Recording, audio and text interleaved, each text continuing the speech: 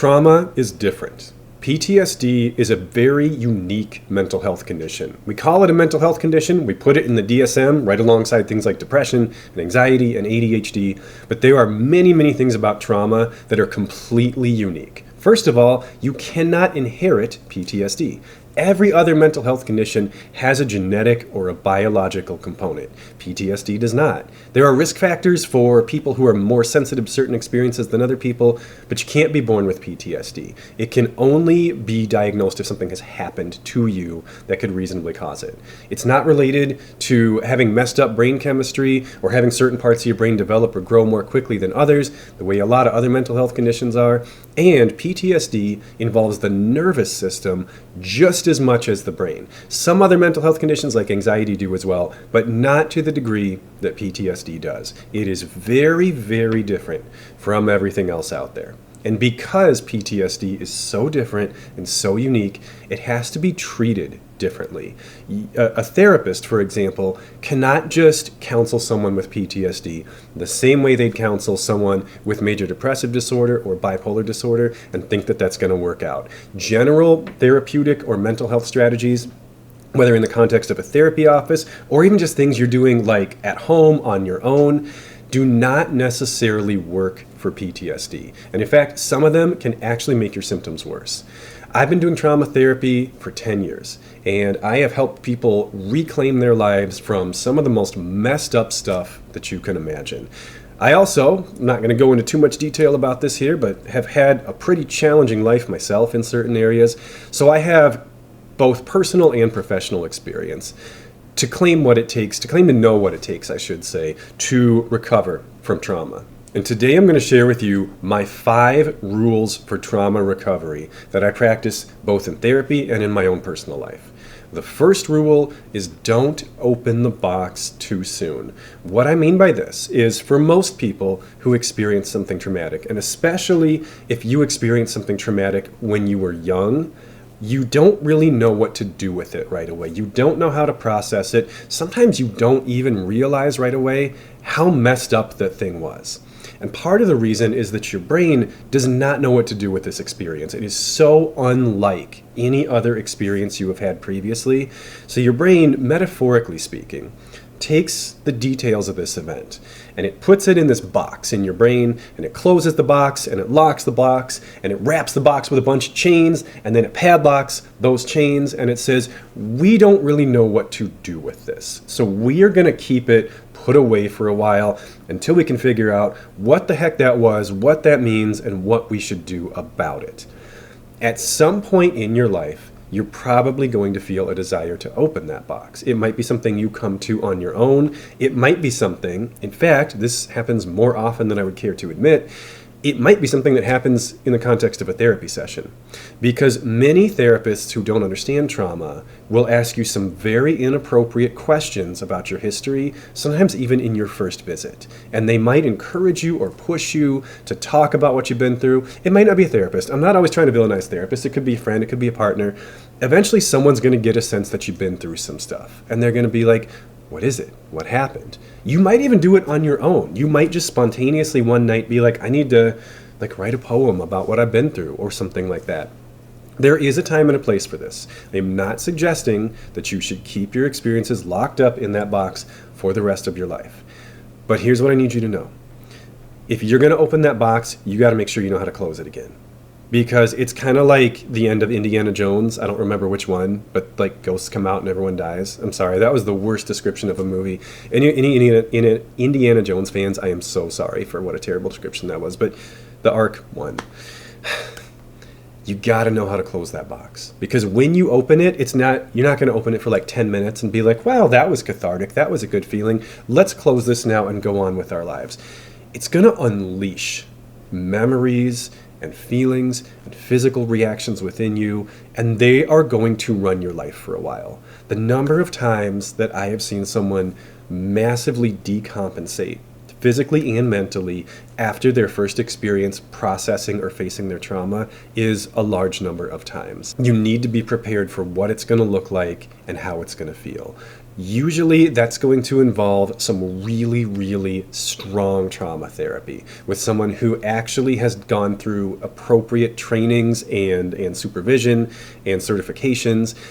Keep in mind that there's a difference between a trauma therapist and a trauma-informed therapist. These are not the same thing. Trauma-informed basically just means I recognize that people have trauma and I try to be careful around it. It doesn't actually mean anything. It doesn't mean they treat trauma.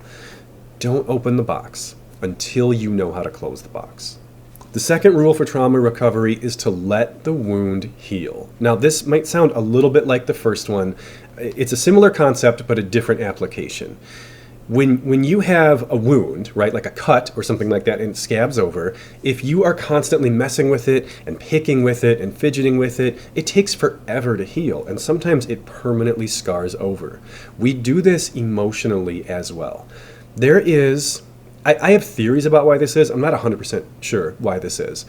We tend to have a natural draw to stimuli or to media that relates to our trauma. Even though it's triggering, even though it's difficult for us, there's something about it.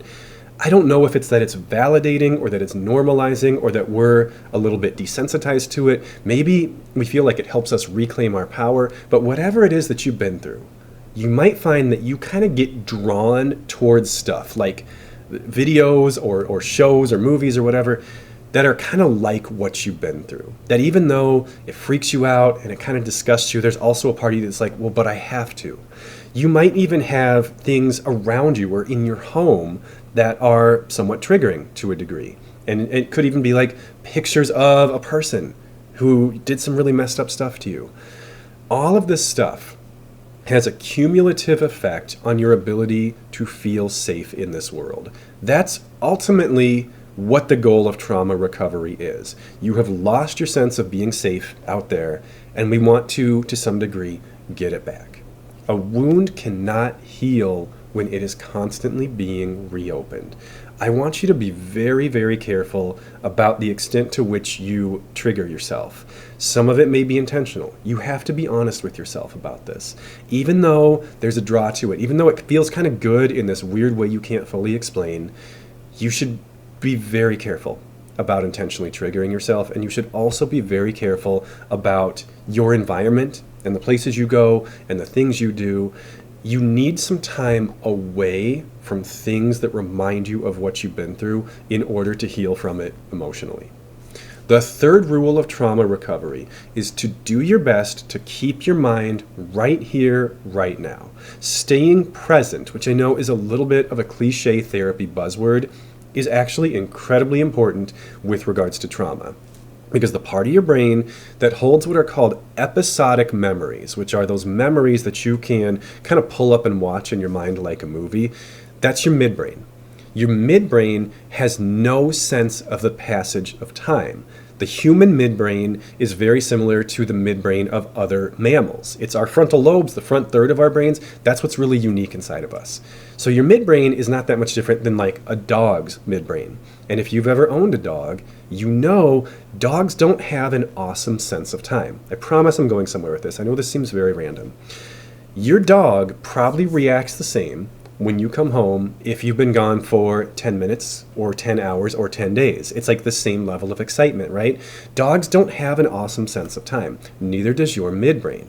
When your midbrain pulls up your trauma memories, you can feel like it's actually happening to you right now, even if that memory was 10 years ago, because your midbrain doesn't know the difference. The part of your brain that has the ability to contextualize that memory and say, yes, that really happened. Yes, that was horrible. It was also a long time ago, or very far away, or that person is dead now, or whatever's different about your life now compared to then. All of that information lives in your frontal lobes.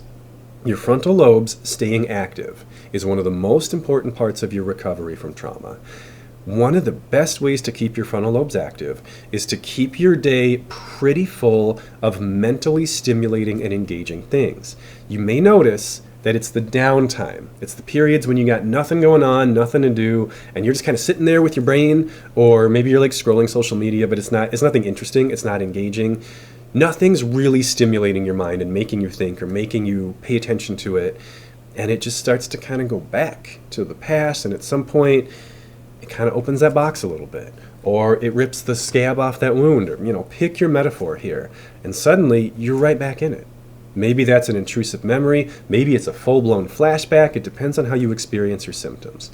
But keeping your brain occupied and engaged is critical to trauma recovery. To be a little more specific with this one, things that require you to be cognitively and consciously involved in them. I think of things like puzzles, reading complicated things, like studying things. You just want to keep your fully functional adult human mind right here, right now. Don't let it drift too far into the past. It's eventually going to step on a landmine. The fourth rule of trauma recovery is to make new memories, and don't let your trauma be the last significant thing that ever really happened to you. That was kind of sad, I know, but this is what happens. When we lose our sense of safety in the world, we withdraw. We retreat from life. We don't go a lot of places. We don't meet a lot of new people. We don't do a lot of things. And our lives kind of get put on hold. And this is really understandable, and this is really normal. But if it goes on for too long, it's going to really screw up your life, because your trauma is going to end up being the thing that defines you. Because not much happens after the trauma. Because as a result of trying to keep yourself safe from whatever it is you've been through, you're not out there doing anything. Nothing happens. And you're going to end up, I've talked about this in another video on depression, you're going to end up with a period of what I call lost time. It might be months, it might be years, it might be decades. These are periods of time where, because of the mental health symptoms we experience, we're not doing anything. Nothing is memorable about your day. I don't mean literally you're not doing nothing. I don't mean to sound mean. But when you go to bed that night and you're like, what were the highlights of my day? There's not a lot. There's not a lot to draw on, because your day was just spent trying to feel safe. And unfortunately, that means a lot of repetition, a lot of sameness, not a lot of novelty, not a lot of variety, not a lot of development in your life. This one I know is easier said than done. You have to do it kind of slowly and gradually in a hierarchical exposure therapy kind of way. But don't let your life stop because you've experienced something traumatic. If it's the last major memory in your timeline, then that's your life. Your life becomes about the trauma. It becomes your identity. It becomes the way you see yourself as, I am a traumatized person. I am what has happened to me. I am a, XYZ, fill in whatever verbiage fits for what you've been through. It was a very important, life-changing experience for you, yes. It's not all that you are. It's not the totality of who you are as a being. There is so much more to you than your trauma. And me saying that and me knowing that is fine and may help to some degree. But the person who really needs to know it is you. And unfortunately, you are going to be a little harder to convince than me. You're going to have to prove it to yourself by either reclaiming some things from your life that you kind of distance yourself from or lost, or maybe, sometimes this is easier, sometimes it's new stuff that you need. Sometimes you need, to quote Chris Cornell in Audio Slave, I don't actually remember the name of the song, which is super embarrassing, but there's a song, he just lists a bunch of things he likes, and then he says, because it doesn't remind me of anything. Sometimes that's what you need. When your past is just a barbed wire, razor mess, you need new stuff. You need something that doesn't pull you into the past, something that doesn't remind you of anything. And you have to be the one to go out and make those memories. And the fifth rule of trauma recovery is avoid low power mode. This is where I'm going to kind of break my own rule a little bit, because I said, trauma is different, and for the most part it is, but there are a few universal strategies that all people with any mental health condition really should kind of be on top of. And if you've ever watched this channel before, you probably already know what I'm about to say. Sleep, nutrition, physical activity, and being very careful and very mindful about substance intake. Because going back to the midbrain and the frontal lobe, if you are lacking in any of those resources, if you're exhausted, if you're hungry, if your brain doesn't have enough blood and oxygen coming to it because you're too sedentary, or you're riding an emotional roller coaster from a lot of substance intake and then withdrawal, your frontal lobes are a mess. and they're not working very well. That's going to decrease your ability to regulate your own emotions. It's going to decrease your ability to differentiate past from present. It's going to decrease your ability to accurately read other people in social situations. It's going to make you feel like everyone's mad at you all the time. It's going to make you feel like people are constantly on edge and about to hurt you or betray you or lie to you or whatever you've been through. Your brain needs to be healthy in order to rebuild itself after a trauma. It doesn't have to be perfect, of course. It never will be perfect. You have to take good care of it, though. You have to take care of your brain the same way you would take care of, like, a wounded animal, because that's kind of what it is. It's going to need compassion. It's going to need care. It's going to need resources.